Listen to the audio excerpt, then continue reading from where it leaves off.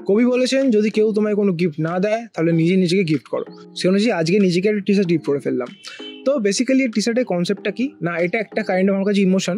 আজ থেকে প্রায় 9 মাস আগে আমি একটা প্যারোডি র্যাপ সং বানিয়েছিলাম যার নাম ছিল পয়সা।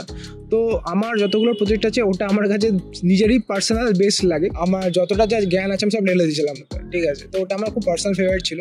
তো রিসেন্টলি ভাবলাম যে যদি ওই কনসেপ্টটার উপরে একটা টি শার্ট ডিজাইন করা যায়, কারণ যেহেতু আমার ওটা খুবই ফেভারিট, আমি এখনও প্রায় খুলে দেখি ভিডিওটা।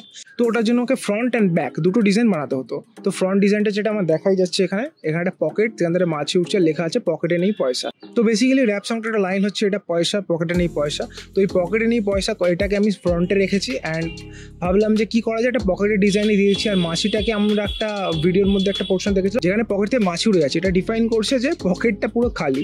তো এটা ছিল ফ্রন্ট ডিজাইন। এবার হচ্ছে ব্যাক ডিজাইন। ব্যাক ডিজাইনে আমি যেটা করেছি, কমিক যে ধরনের গ্রিড হয় ওরকম একটা গ্রিড নিয়ে অ্যান্ড ওভারঅল ভিডিওর যে কিছু কিছু কুল পার্ট আছে, কুল ডিজাইনস আছে, সেগুলোকে আমি একটা করে রেখেছি, দিয়ে ডিজাইনটা বানিয়েছি। আর এখানে একটা ছোটো ইন্টারেস্টিং জিনিস আছে, সেটা হচ্ছে একটা ছোটো কিউআর আছে। কিউআরটাকে একটুখানি টুইক করে প্রপারলি ডিজাইনের সঙ্গে একটা এমবেড করার ট্রাই করেছি।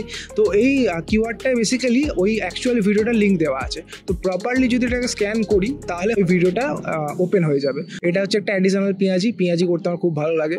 আর এই ছিল আজকে ডিজাইনটা কেমন হয়েছে কমেন্ট করে জানাও।